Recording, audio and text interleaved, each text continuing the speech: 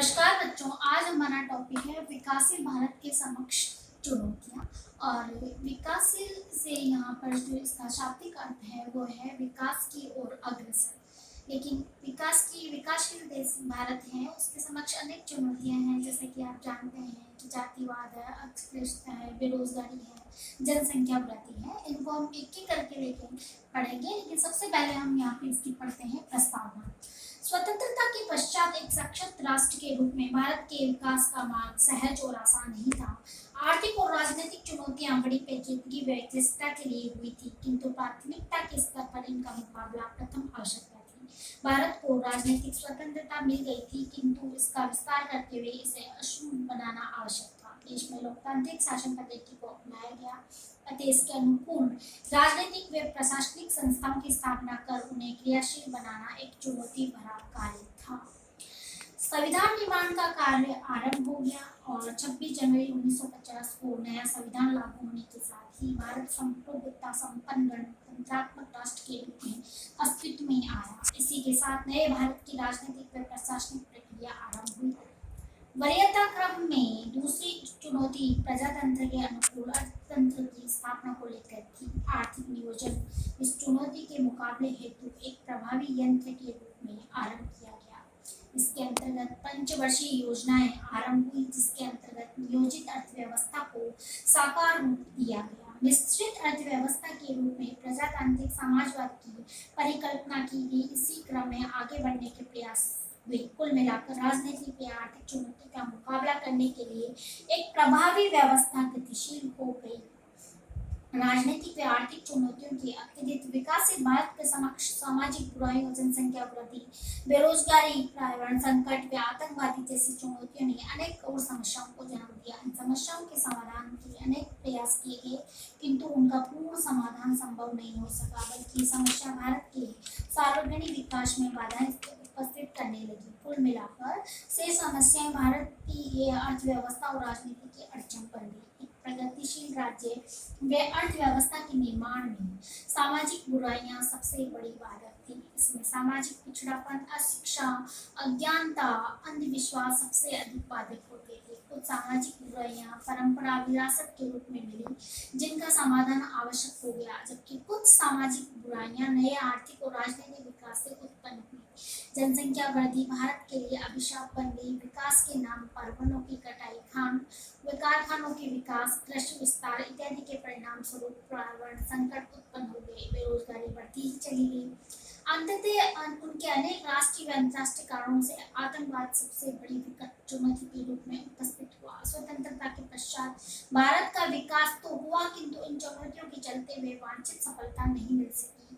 तो यहाँ पर जो हम इसकी जो प्रस्तावना में देखते हैं कि प्रस्तावना में आपने देखा कि भारत स्वतंत्र हो गया था। 26 जनवरी 1950 को भारतीय संविधान भी लागू हो गया।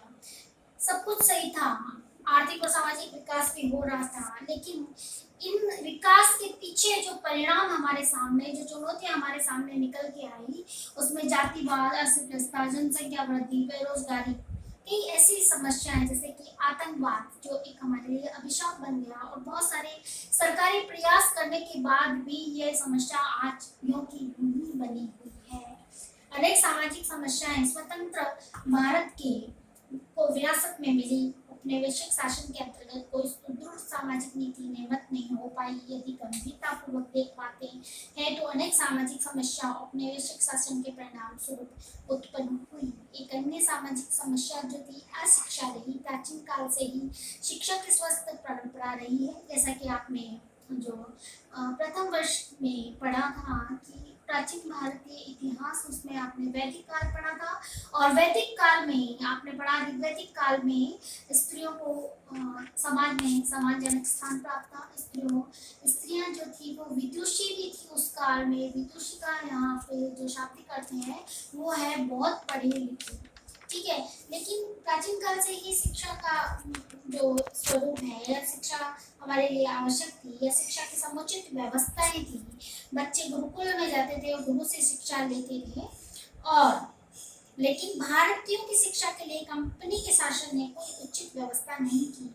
वर्ष 1835 में लॉर्ड माकले ने भारतीय शिक्षा के स्वरूप रूपरेखा तैयार की, उसे 1854 में लागू करना आरंभ किया। लंबे समय तक उपेक्षित रहने के कारण भारत में अशिक्षा का विस्तार हुआ। और यहाँ पर मैं बता दूं, जो अंग्रेजी शासन शिक्षा व्यवस्था थी उसका उद्देश्य ये था कि हमें भारतीयों को मन से तो अशिक्षित रखना है और उनके दिमाग को हमें अंग्रेजों की जैसा बनाना है। ऐसी उन्होंने ऐसी शिक्षा प्रणाली का विकास किया, या ऐसी शिक्षा प्रणाली को अपनाने को उन्होंने कहा। 19वीं सदी के समाज में धर्म सुधार आंदोलन कुछ भारतीय प्रयास आरंभ हुए। अधिकांश ऐसे प्रयास अंततः धार्मिक अथवा आध्यात्मिक बनकर ही रह गए। इनका एक सापेक्ष प्रभाव को सामाजिक बुराइयों के विरुद्ध जन चेतना जागृत करने में सहायक रहा। और उस समय की जो सामाजिक बुराइयां थी वो पिछले व्याख्यान में हमने पढ़ा था। जैसे कि उसमें पढ़ा था हमने स्वतंत्र के पश्चात भारतीय नारी, और उसमें जब भारतीय नारियों ने नारी आंदोलन के माध्यम से बाल विवाह, प्रथा, कन्यावत, और यही इनका विरोध 19वीं सदी के जो समाज व धर्म सुधार आंदोलन में भी किया गया। अनमेल विवाह, सती प्रथा इत्यादि का विरोध किया गया। सदियों से चली आई सामाजिक भेदभाव, जाति प्रथा, छुआछूत आदि जैसी प्रथाओं के विरुद्ध भी जन जागृति पैदा करने के प्रयास हुए। नारी शिक्षा एवं विधवा विवाह प्रचलन को प्रोत्साहन दिया गया। यह आंदोलन 19वीं सदी के अंत तक मंदे पड़ गए। जिन सामाजिक बुराइयों व समस्याओं का निराकरण हेतु ये प्रयास थे, उन प्रयासों में से फिरता आ गई। 1885 में अखिल भारतीय राष्ट्रीय कांग्रेस की स्थापना हुई। ये शुद्ध रूप से राजनीतिक संस्था थी। भारत के शिक्षित और जागरूक लोग कांग्रेस से आकर्षित होकर इसके कार्यक्रमों में सम्मिलित होने लगे।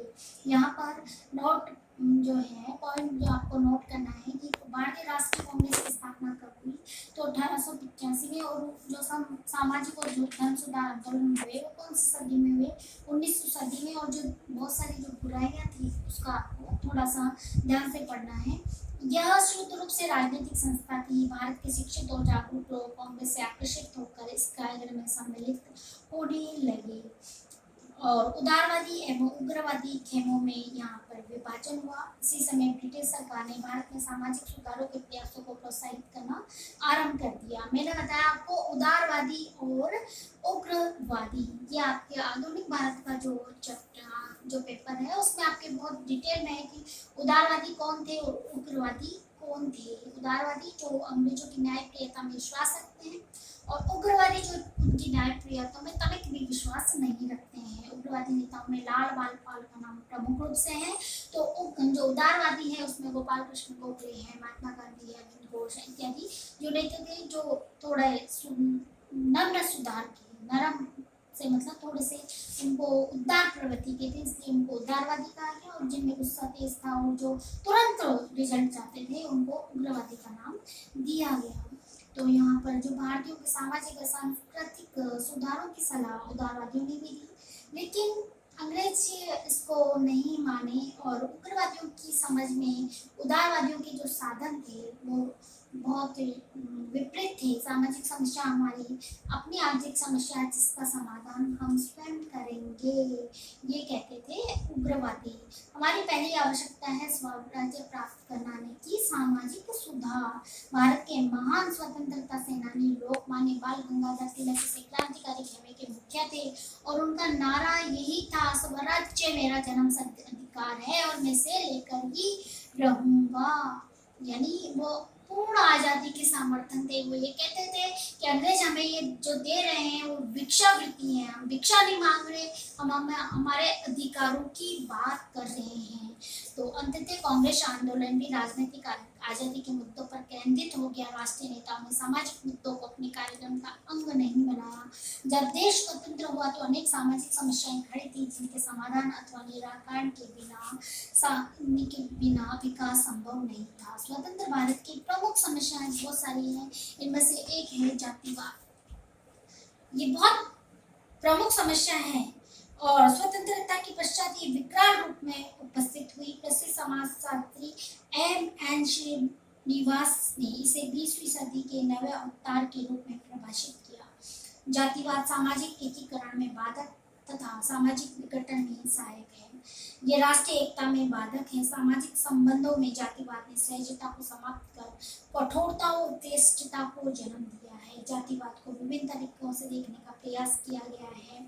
यदि इसकी व्याख्या किया जाए तो जातिवाद समाज या राष्ट्र के आम हितों की उपेक्षा कर वे अपनी ही जाति के हितों की साधना को प्रेरित करता है। भारतीय समाज में वर्ण व्यवस्था वैदिक काल में अस्तित्व है, जिसे कालांतर में जाति प्रथा का रूप धारण कर लिया। आपको याद होना चाहिए कि वैदिक काल में जो वर्ण व्यवस्था थी, ठीक है, जो वर्ण व्यवस्था थी उसका जो विभाजन था, उस विभाजन को उन्होंने कर्म के आधार पे माना, लेकिन धीरे धीरे इसने क्या ले लिया, जातिवाद। उन्होंने माना ब्राह्मण, क्षत्रिय, वैश्य, शूद्र और इनके काम भी बांट दिए, लेकिन यहाँ वहां पे कोई जातिवाद नहीं थी, वहां पे कोई जाति विशेष को महत्व नहीं दिया गया था। लेकिन यहाँ पर क्या दिया गया, वर्तमान समय में जो है वो जातिवाद जो प्रथा है वो कर्म पर आधारित है, लेकिन यहाँ जन्म पे आधारित होगी। ये भारतीय समाज की अपनी विशेषता के रूप में विकसित हुई। पश्चिमी शिक्षा, अवगमन या संचार के साधनों के विकास, औद्योगिक विकास में गैर प्रबंध आर्थिक क्रियाओं के अस्तित्व में होने की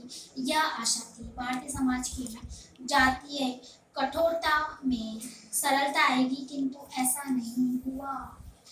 आप जानते हैं कि अंग्रेजों ने सांप्रदायिकता के आधार पर एक नीति अपना ली थी कि फूट डालो और राज करो की नीति का अनुकरण किया। उसी प्रकार जाति आधार पर भारतीयों को बांटने में एक दूसरे के विरुद्ध लड़ाने का प्रयास किया गया। कार्ल मार्क्स ने 1853 में भारत में ब्रिटिश शासन के भविष्य के प्रभावों पर अपने विचारों का सारांश इस प्रकार प्रस्तुत किया। भारत में अंग्रेजी सर्वोच्चता किस प्रकार कायम हुई। अंग्रेजों ने एक दूसरे को केवल हिंदू और मुसलमानों में विभाजित नहीं किया, बल्कि जनजातीय से जनजातियों को और जाति से जाति को विभाजित किया। एक समाज जो जाति संरचना पर आधारित होते हुए संतुलित रूप से अवस्थित था, उसे तोड़ दिया गया। अंग्रेजों ने न केवल जातिवाद को पैदा किया, बल्कि उसे बढ़ाने में अपनी भूमिका निभाई। जैसा कि आपने अब आप पढ़ेंगे आधुनिक भारत के पेपर में कि जो मुसोलिनी था और जो जितने भी मुस्लिम थे, मोहम्मद अली जिन्ना, जो असहयोग आंदोलन में, भारत छोड़ो आंदोलन में और उससे पहले जितने भी आंदोलन हुए,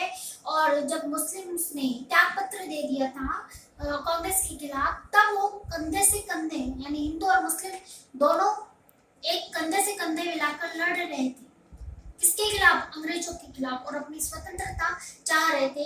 और एक वाक्य में उन्होंने कहा, मोहम्मद अली जिन्ना ने स्वयं ने कहा कि चाहे हिंदू की उंगली से खून निकालो, चाहे मुस्लिम की उंगली से खून निकालो, रंग तो एक ही है, यानी हम एक ही है, हम सब अल्लाह के ही बंदे हैं। हमें यहाँ पर जातियों में बांट दिया है। लेकिन ऐसी क्या घटनाक्रम हुए कि बाद में जो मोहम्मद अली जिन्ना जो ये कहते थे कि हिंदू मुस्लिम एक है, उन्होंने ही बाद में पाकिस्तान की मांग कर दी। ये बहुत बड़ा है, उसके इस पे नहीं जाके हम ये मानेंगे कि यहाँ पर जो जातिवाद की समस्या है भारत के सामने, वो बहुत बड़ी समस्या है और वर्तमान समय में आप इस समस्या को भोग रहे हैं, और इसका जो है इसको दूर किया जाना चाहिए। और शिक्षा के अभाव में व्यक्ति जाति व जातिवाद की कृत्रिमता को न समझकर इसे एक दूर शक्ति के रूप में स्वीकार करता है।